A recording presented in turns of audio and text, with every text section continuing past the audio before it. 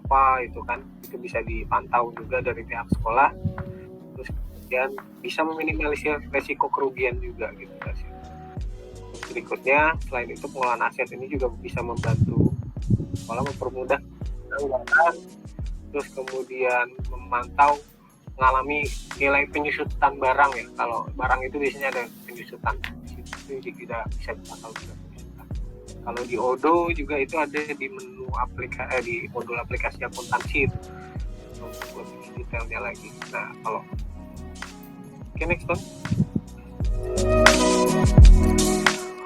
Nah, penyusunan anggaran untuk mempermudah penyusunan anggaran, terus kemudian manajemen aset ini juga selalu diiringi dengan manajemen risiko. Jadi ada sekolah bisa mempertimbangkan risiko nih di masa mendatang tentang asetnya yang digunakan. Next.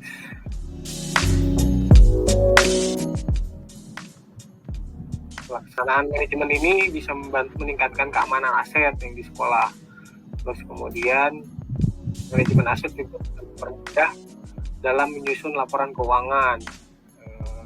Ada laporan pajak juga yang biasanya setiap tahun dilaporkan juga ya. Oke, next.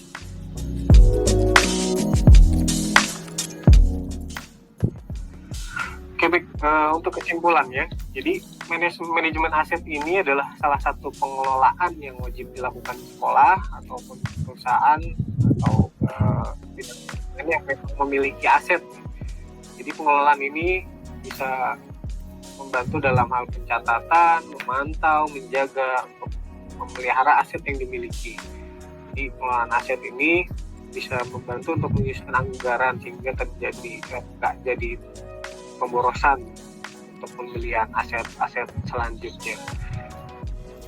Untuk melakukan manajemen ini ada yang dinamakan siklus yang dijalankan secara berurutan tadi seperti yang sudah disebutkan, yaitu satu perencanaan kebutuhan aset. Perencanaannya aset ini akan digunakan untuk apa gitu kan. Terus setelah direncanakan baru diadakan pengadaan aset.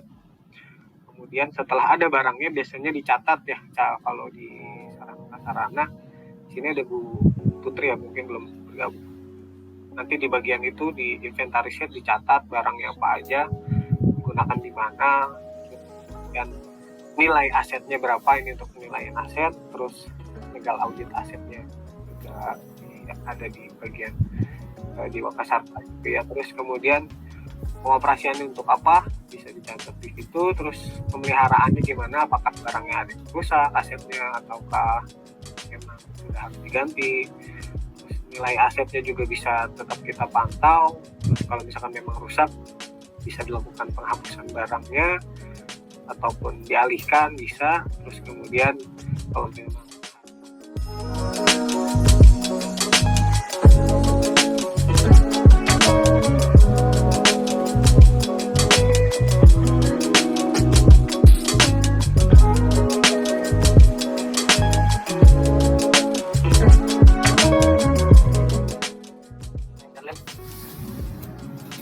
di menu maintenance ini ada beberapa menu juga. Kita bisa menambahkan barang atau equipment di sini. Ini infocus. Nah, di sini kita masukkan nama barang, misalnya infocus IN224. Kemudian kategorinya apa, kita bisa buat langsung di sini kategori, kemudian yang bertanggung jawab siapa, terus perusahaannya apa,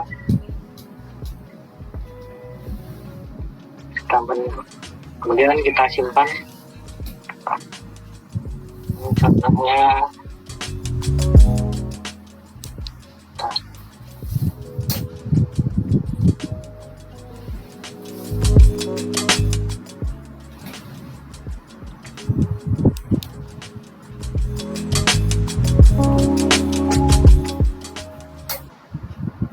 kemudian yang bertanggung jawab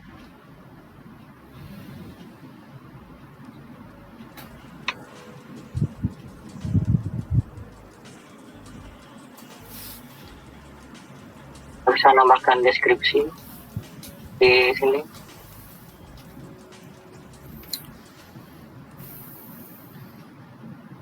Dan simpan.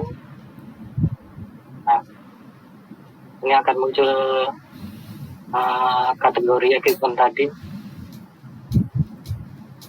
Kemudian pemiliknya siapa, yang menggunakan siapa.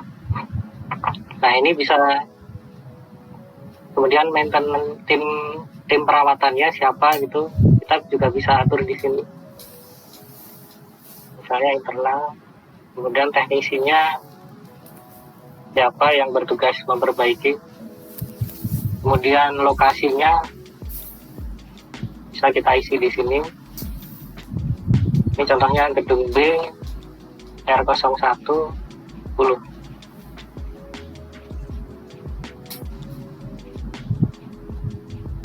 Kemudian untuk lebih detailnya ada product information di sini.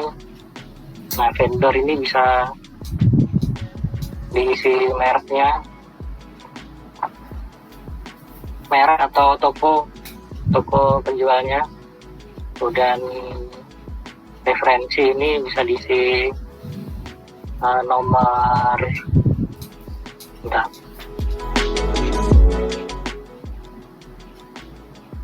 Dan model ini model dari barang tadi, kemudian serialnya,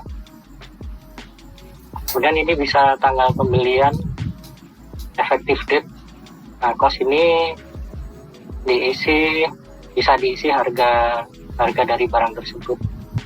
Ini kapan garansi berakhir. Nah, kalau sudah bisa kita simpan. Ya, jadi muncul di sini.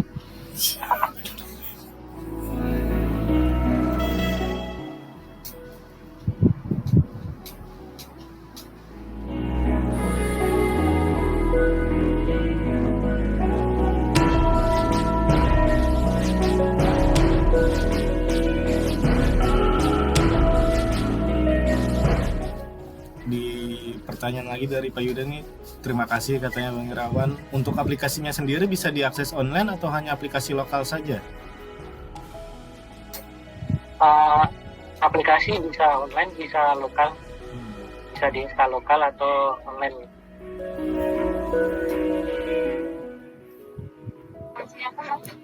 Oke, terima kasih. Kalau online nanti aksesnya bisa di lokal host gitu. Terima kasih, Mas.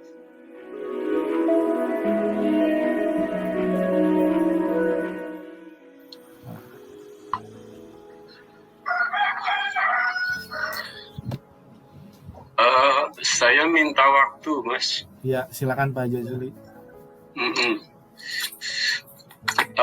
Yang pertama, karena ini berbentuk online, dan saya rasa materi yang dipaparkan tadi udah cukup bagus. Hanya saja mungkin ya, bagi peserta ini mungkin begitu melihat mungkin tidak tercatat ya.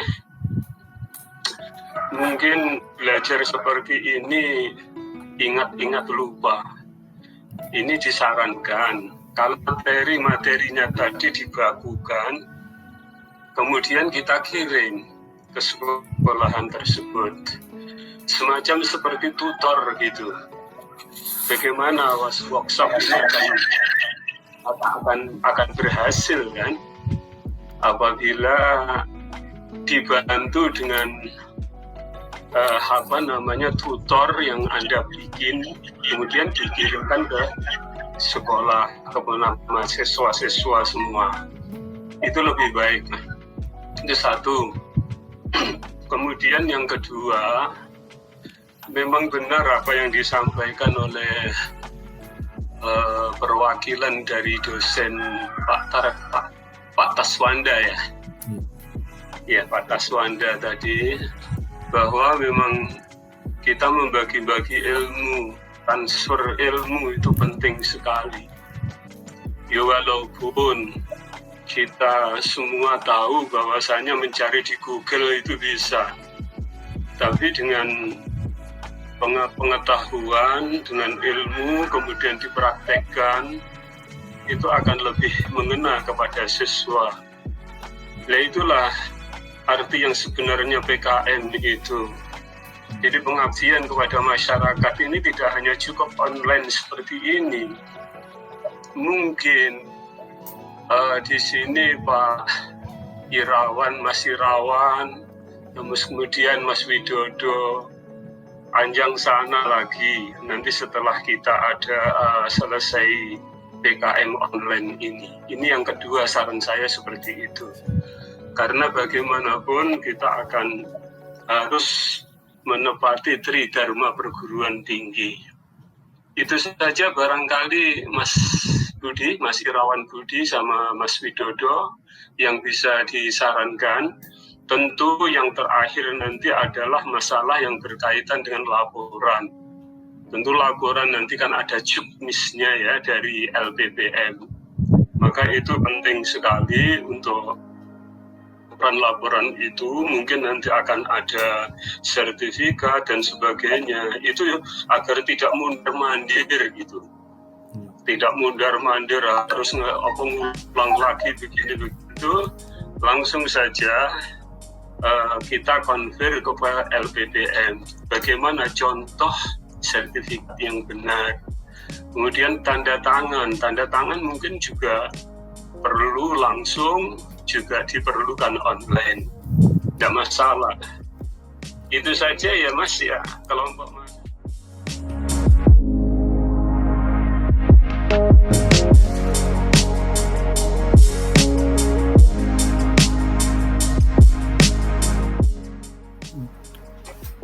Mungkin dari saya. Ya, silakan Pak. Widodo ya. Assalamualaikum warahmatullahi wabarakatuh. Waalaikumsalam. Tadi sudah bagus materinya sudah disampaikan juga. Mudah-mudahan bermanfaat untuk kita semua.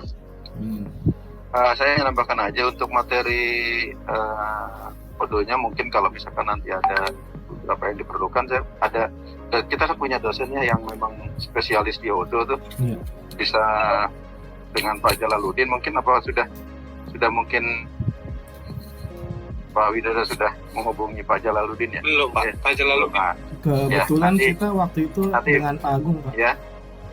Oh gitu ya. Oke, nanti bisa saya kasih nomornya. Iya Pak. Kalau boleh misalnya nanti ini, ya. Oke, siap nanti ya. Dia khusus tuh. Kadang dia ngadakan seminar-seminar di mana tuh pakai Sodo. Pancasila juga pernah di tempat saya. Iya Pak. Tuh, nanti saya berikan nomornya ya. Oke, mungkin itu aja dari saya. Terima kasih. Oke, terima kasih Pak. Terima kasih.